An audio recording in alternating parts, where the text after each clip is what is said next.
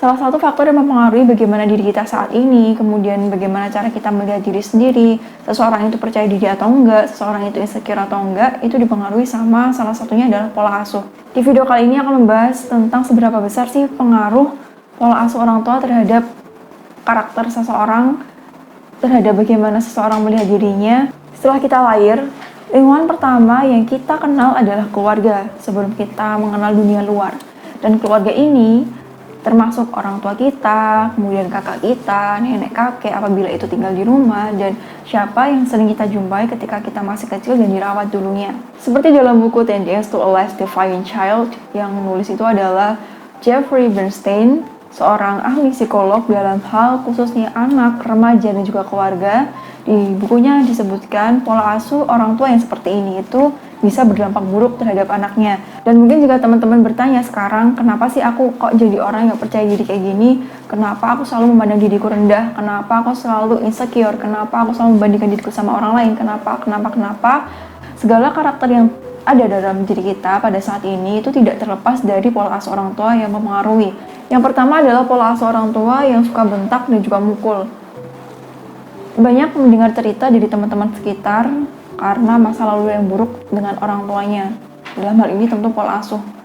Orang tua ketika dulu mengingatkan dia itu suka bentak-bentak sambil mukul terlebih ini. Ketika mukul itu terjadi tidak lama, hanya paling mukul butuh waktu berapa detik sih. Tapi bahayanya, pukulan ini akan terus teringat dan tersimpan dalam memori anak sampai dewasa. Dan jika tidak dirilis atau tidak dimaafkan, ini bisa menimbulkan dendam dalam hati anak, kemudian bisa menyebabkan luka yang bisa mengakibatkan hal-hal buruk terjadi. Anak memandang dirinya rendah, kemudian merasa dirinya tidak berharga, dan hal ini tentu butuh penyembuhan dan juga proses ketika memaafkan. Dan pada waktu itu, ketika tujuannya adalah untuk mendisiplinkan dan juga memperbaiki situasi, mungkin pada saat itu anak sedang nangis, rewel, dan sebagainya, kemudian dipukul atau dibentak, situasi akan membaik dalam waktu yang pendek. Atau maksudnya adalah itu hanya untuk jangka pendeknya aja, tapi pikirkan coba jangka panjangnya seperti yang aku jelaskan tadi, itu akan terekam dalam memori dan akan diingat sebagai luka yang menyakitkan bagi anaknya.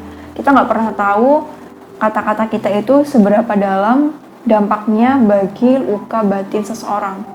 Kita nggak pernah tahu itu, jadi daripada kita bertaruh terhadap sesuatu yang tidak baik, jelas tidak baik, mendingan kita diam atau memilih kata yang tepat untuk mendisiplinkan anak, karena tentu ada cara-cara tertentu. Kalau misalkan ini tidak baik, pasti Allah sudah menyediakan cara yang baik untuk mengatasi hal ini, karena setiap problem pasti tentu ada caranya sendiri-sendiri.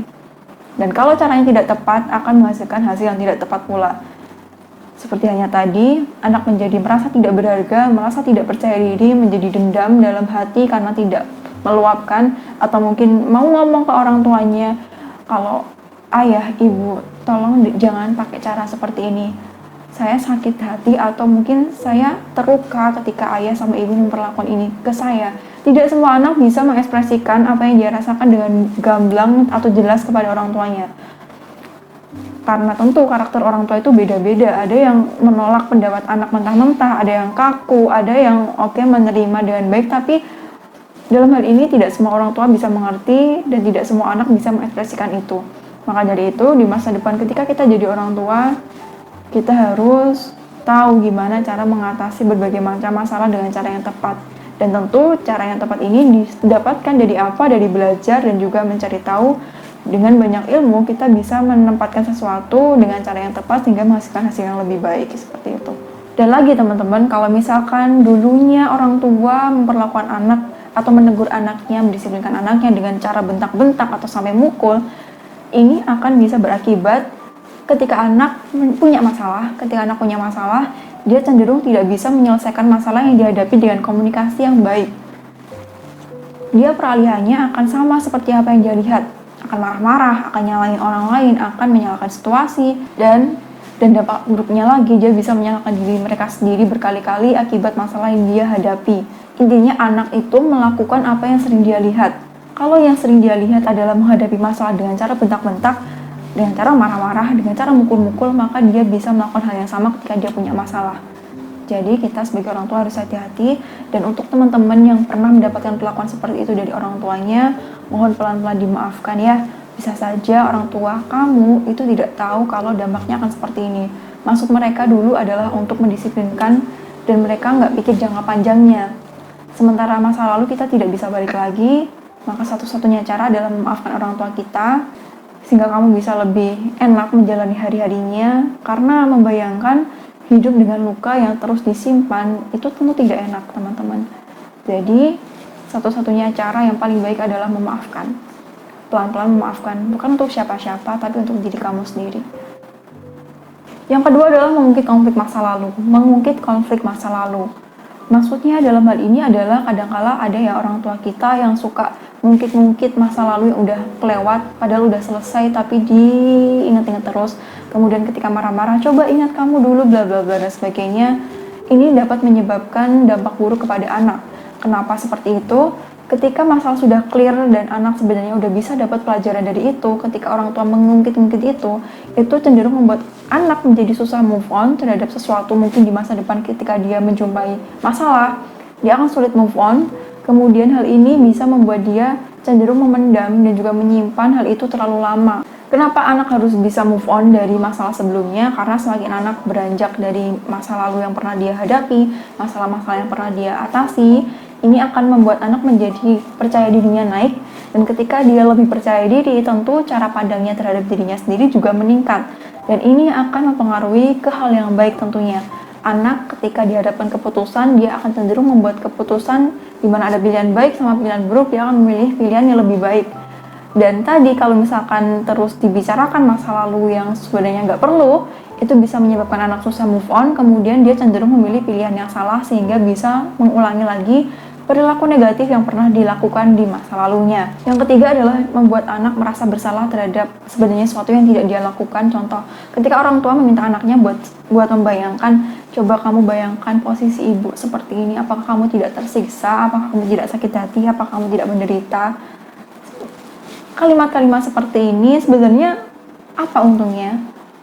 Selain tidak memberikan sesuatu yang pasti atau kebaikan kepada anak, ini cenderung membuat anak mendapatkan pengaruh buruk. Dia akan menganggap bahwa dirinya tidak berharga. Ini berimbas ke beberapa hal ini terus-menerus.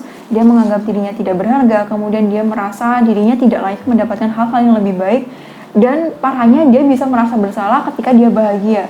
Jadi sekecil ini pun berdampak kepada pembentukan karakter sebesar itu. Jadi kita harus hati-hati teman-teman, dan juga harus banyak pengetahuan dalam hal ini. Kemudian yang keempat adalah berbicara sarkasme.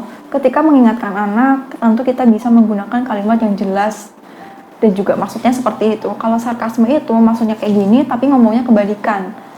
Mengingatkan anak dengan nada seperti itu. Ketika sarkasme biasanya itu ekspresi wajahnya juga gak enak.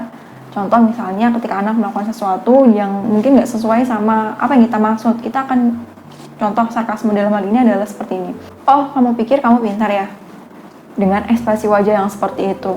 Tentu hal ini akan membuat anak merasa rendah diri dan semakin terhina, karena ekspresi wajah yang seperti ini ditambah dengan nada bicara yang seperti itu, dengan perkataan yang seperti itu, sebuah kombinasi yang komplit untuk membuat anak merasa dirinya semakin tidak berharga. Dan keempat hal yang aku sebutkan tadi itu adalah 4 contoh perilaku toksik dari orang tua mengasuh anaknya.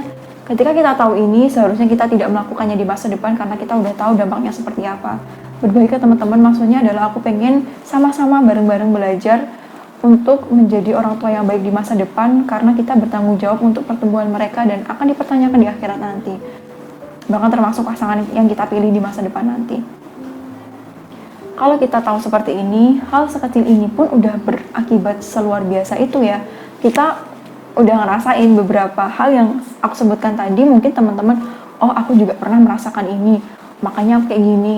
Oh aku dulu juga diperlakukan kayak gini nih, makanya gak heran sekarang aku jadi pemarah, sekarang aku jadi gak pede dan sebagainya. Mungkin teman-teman udah ngerasain itu dan bisa pelan-pelan untuk mencari tahu kenapa sih sebenarnya aku kayak gini. Dan ketika kita tahu ini, kita akan lebih bisa bersikap bagaimana menjadi orang tua yang lebih baik untuk anak-anak kita.